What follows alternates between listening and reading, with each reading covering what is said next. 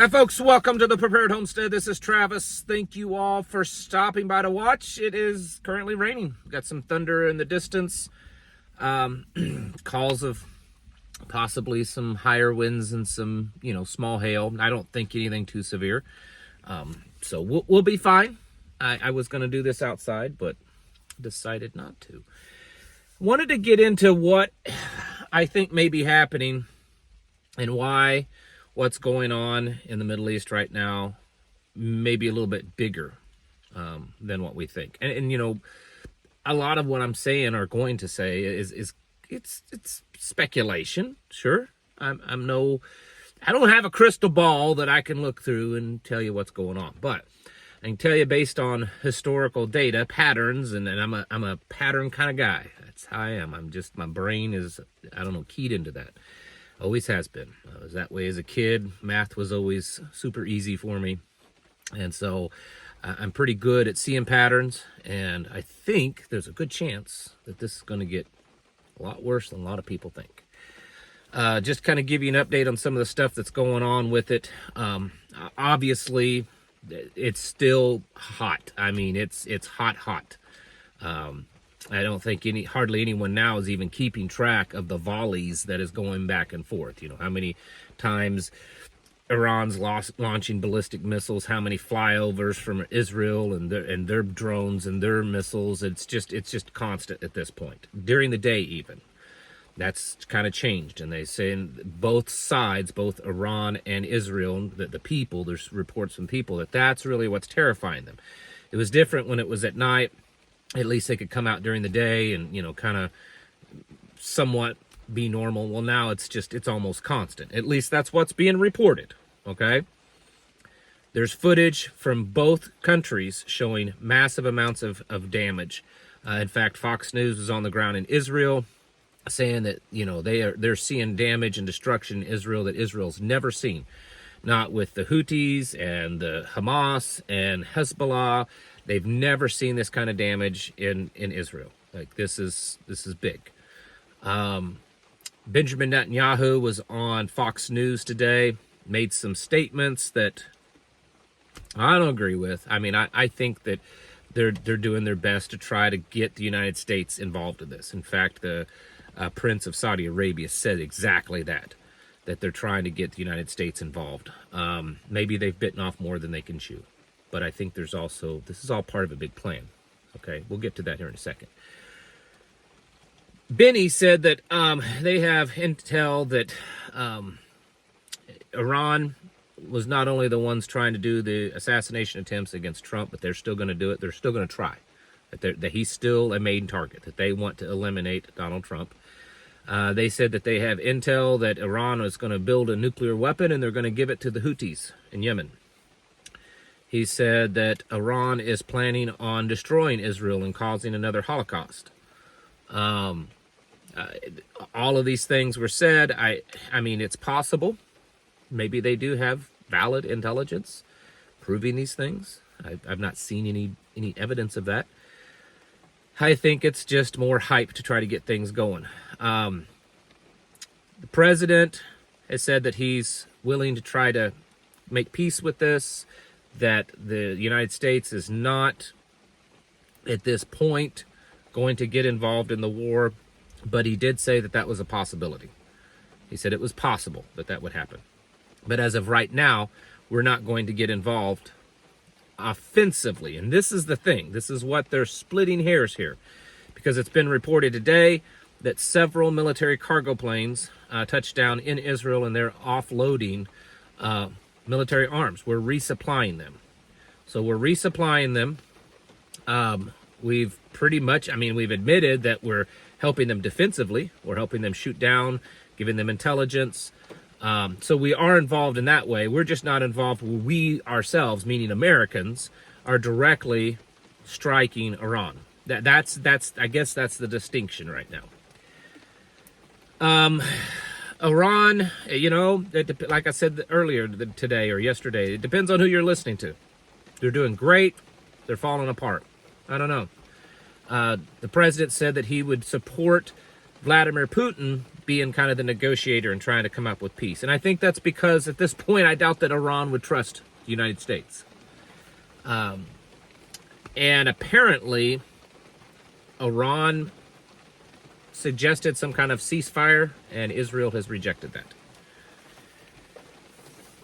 Also, North Korea and Pakistan are this part is just, I can assume this. They're both watching the United States, and who knows who else. I wouldn't be surprised if the United Kingdom, maybe Germany, are resupplying Israel.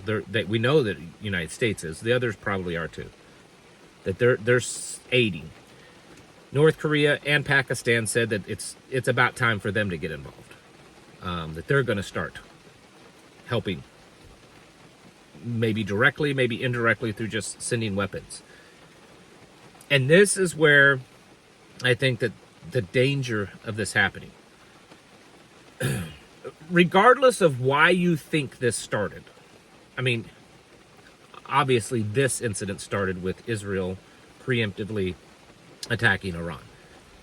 But regardless of why, for right now, because all of that is just opinion, I think at this point, on the surface, it looks like that maybe Israel has bitten off more than they can chew. That this isn't going quite as planned. That maybe Iran is more capable of lasting longer. It's possible. I'm not saying it's true, I'm just saying it's possible. But I think where the conspiracy of this is all part of the plan is, this can easily get into a world war situation. Even if it's a proxy world war.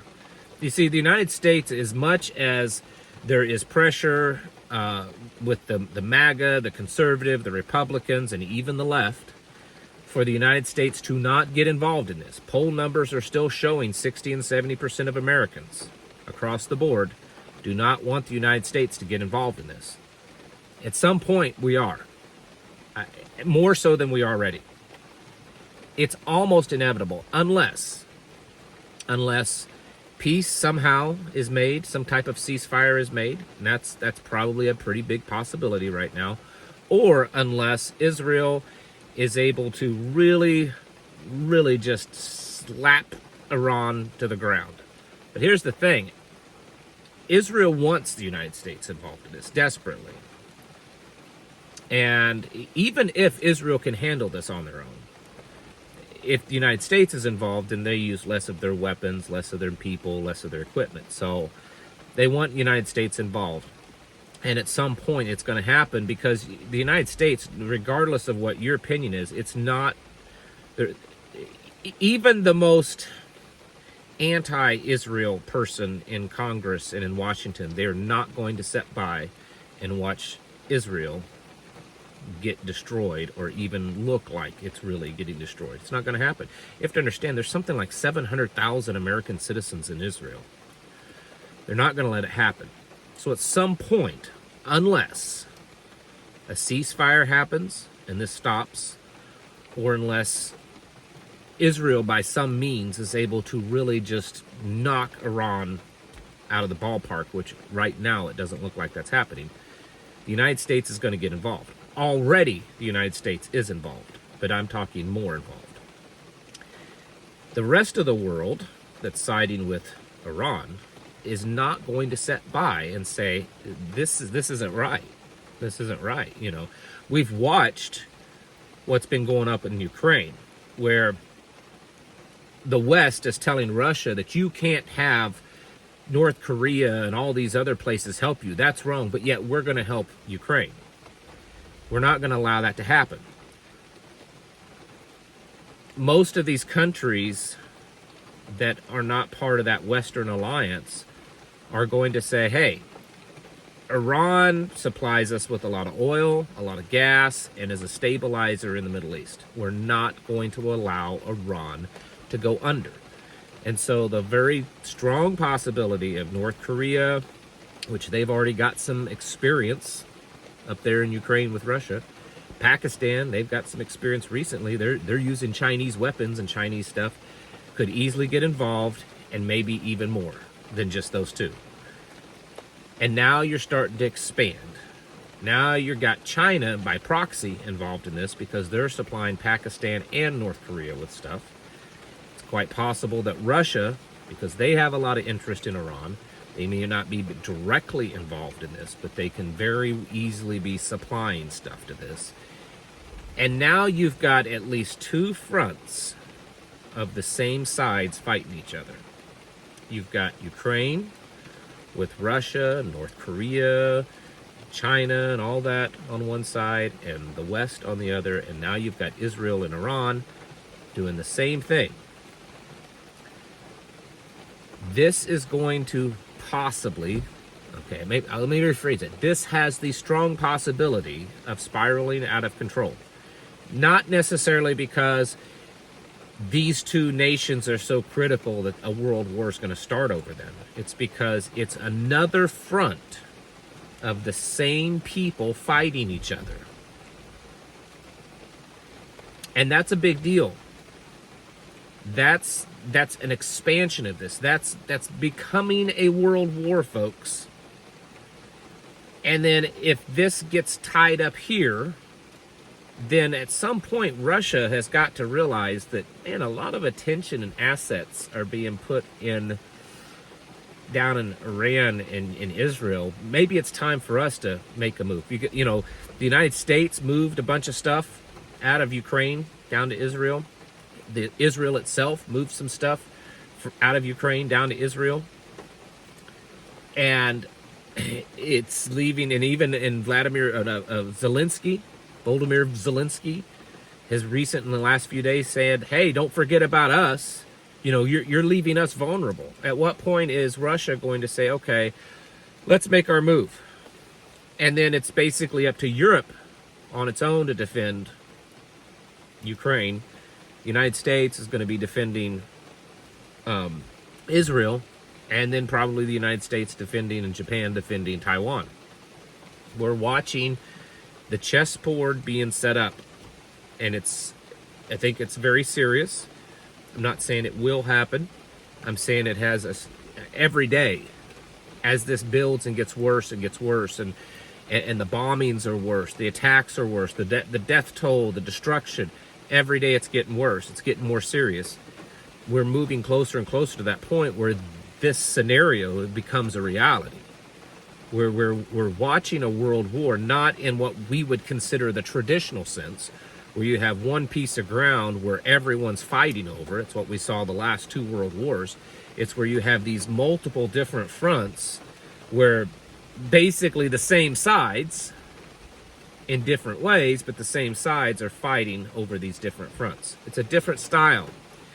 Remember, the CEO of Palantir said last August, I think, that the United States will find themselves on a three-front war, fighting Russia up in Ukraine, fighting Iran down the Middle East, and fighting China over in Taiwan. That they will find themselves. He said that. And then now, of course, he's one of the big boys. He's one of the big players in all of this. So we can't discount that kind of stuff. This is going to have a lot of repercussions. Tomorrow, it'll be interesting to see what the stock market does. Well, it'll be really interesting to see what the oil prices do. I think that's something that the president is very key on. That's been his big thing, is that he's lowered fuel prices. And if fuel prices go up $1 or $2 a gallon, it's going to hurt him. It's going to hurt the midterms. So will we get involved to kind of get this wrapped up maybe faster so that those oil prices aren't affected as much? I don't know. But we're watching the chessboard being set up in a way that this could be a much bigger deal than just two countries kind of going at each other. We're getting close. I don't think we're past the point of no return yet on this kind of cooling off, but I think both sides have really, they're taking the gloves off. They're unleashing themselves on each other. And that's a big deal because we're talking two very powerful nations. They both have heavy armament that can do a lot of damage. And this is going to be destructive. You and I, even though that may all be overseas, it's going to affect us. It will absolutely. It'll affect the markets. It'll affect prices. It'll affect inflation. If we do get involved offensively, we could easily start seeing, the possibility of draft happening. There's a lot of things, especially if we end up on a 3-front war, or at the very least, a 2-front war. We have to be getting ourselves prepared. This is not something to take lightly, I don't think. I'm not saying that you should go stick your head in the sand or go hide in your bunker. That's not what I'm saying. I'm not saying that the days of destruction here in America are upon us. But we're watching the world kind of come together in a big war. And Israel is right in the center of it. And for those of you that read your Bibles, you know that that's very, very important. And we need to be taking notice of this and getting ourselves prepared. It's time to get your houses in order, folks. You need to be preparing yourselves mentally, physically, and spiritually. Thanks for watching. Catch you in the next video.